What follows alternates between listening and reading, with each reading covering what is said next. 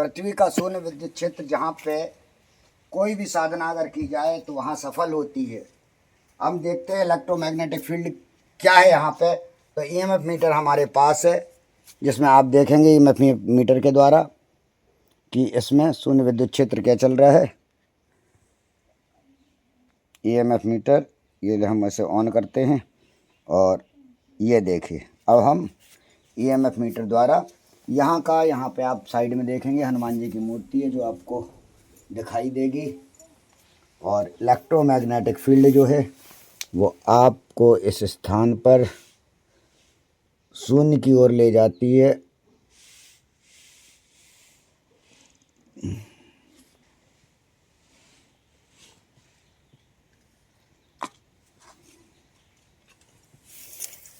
बाईस 19 ये देखिए 11 10 7 6 आप देखेंगे जैसे ही हनुमान जी की मूर्ति के पास हम आते हैं तो आप देखिए शून्य विद्युत क्षेत्र कितनी तेज़ी से बढ़ रहा है। यहाँ जो हनुमान जी की मूर्ति यहाँ देखिए इलेक्ट्रोमैग्नेटिक फील्ड ये है।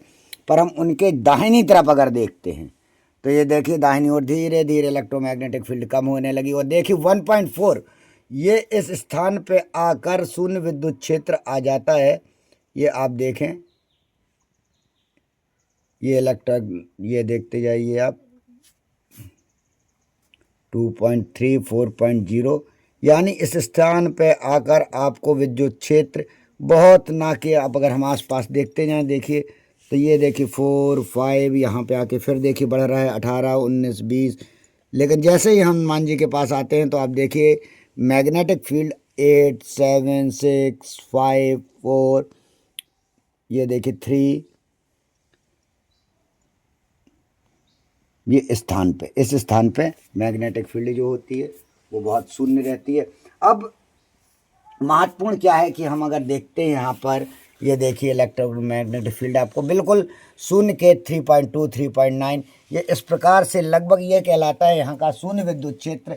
यहाँ की रुद्र पांडव हनुमान यहाँ का मुख्य क्या है कि जिस प्रकार से आपने पढ़ा होगा कुछ विद्वानों द्वारा इस चीज़ के विषय में कि रावण संहिता में रावण के द्वारा ये कहा गया है कि कहाँ पे आपका ध्यान पूजा पाठ सफल होता है तो उसके लिए आपको ऐसा स्थान हो जहाँ पर्वत श्रृंखला चालू हो रही हो। आप देखेंगे यहाँ से पर्वत श्रृंखला ये चालू हुई है और समीप ही जल का कल कल करता हुआ स्रोत हो जो आप देखेंगे कि जल का कल कल करता स्रोत यही समीप ये दिख रहा है। ये जल का कल कल करता हुआ स्रोत यहाँ आप देख सकते हैं ये उसी समय का जल का स्रोत है जब पांडवों ने वनवास काल के समय अपना कुछ समय यहाँ गुजारा था और यहाँ पर ही द्रौपदी को श्री कृष्ण ने अपना आंतरिक रूप में दर्शन दिए थे और उन्हें बताया था कि इस क्षेत्र में यदि पांडव शिवलिंग की स्थापना करेंगे और उनका पूजन करेंगे तो निश्चय ही उन्हें सफलता प्राप्त होगी। क्योंकि जिस प्रकार से रावण संहिता में कहा गया है कि पर्वत की श्रृंखला यहाँ से आप देख सकते हैं कि हनुमान जी के मंदिर से लगी हुई है। देखिए पर्वत की श्रृंखला ये चालू हो रही है और यहाँ कलकल करता हुआ जल का स्रोत और वीरवार जंगल जहाँ पूरा जंगल हो चारों तरफ सामने आप पहाड़ी देखेंगे पूरा जंगल हो उस स्थान पर साधना करने से संपूर्ण फल प्राप्त होता है। हर प्रकार की साधनाएं सफल होती हैं और सबसे बड़ी चीज़ जहाँ पे साधना के लिए कहा गया उसके सामने ही शिवलिंग स्थापित है और ये शिवलिंग ये उसी समय का माना जाता है जब महाभारत का काल था। तो देखिए ये शून्य विद्युत क्षेत्र के बिल्कुल सामने ही ये रहा हनुमान जी का जहाँ पे मंदिर स्थापित है जो बाद में बनाया गया और उसके पूर्व ही जो पहले से स्थापित था ये शंकर जी का मंदिर जिस पे पांडव इसी स्थान पे हनुमान जी के स्थान पे शून्य विद्युत क्षेत्र पे साधना करते थे। और यहाँ पे ही इस जल को लेकर जो सामना कुंड है उस जल को लेकर इस शिवलिंग में जो ये शिवलिंग माना जाता है कि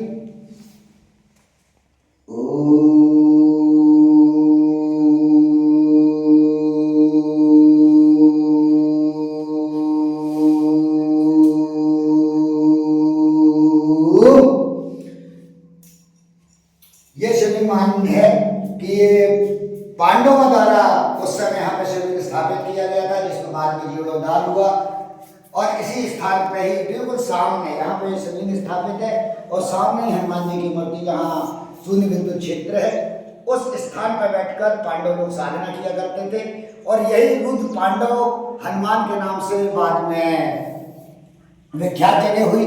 और इसी स्थान पर ही मेरा है उद्देश्य कि आप सभी जो संत लोग आ रहे हैं वो इस स्थान पे, क्योंकि जगह की महत्ता बहुत बड़ी होती है।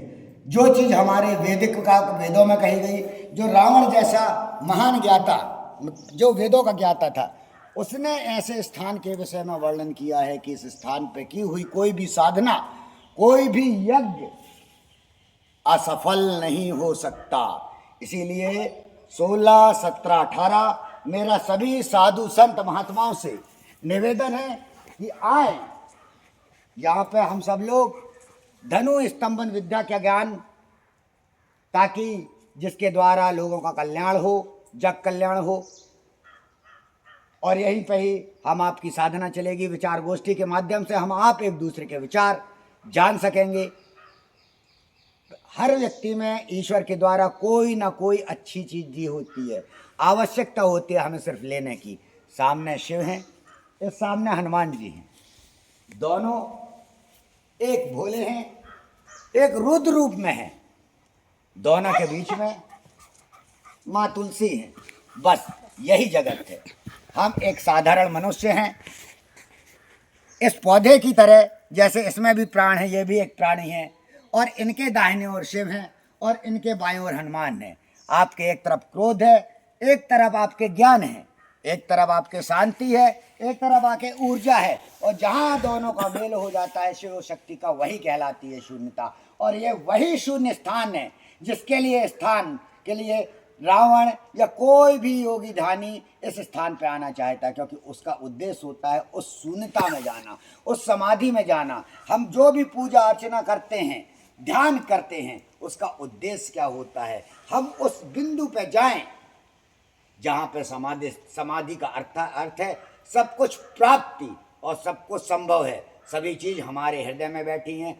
जो हमारे ग्रह हैं, सभी ग्रहों को संतुलित करना रावण ने हमें बताया, सभी ग्रहों को संतुलित करना शिव ने हमें बताया, सभी ग्रहों को बाहर आकर संतुलित करना यह हमें कृष्ण ने बताया, सभी ग्रहों को संतुलित करना भगवान बुद्ध ने बताया, सभी ग्रहों को संतुलित करना महावीर स्वामी ने बतलाया।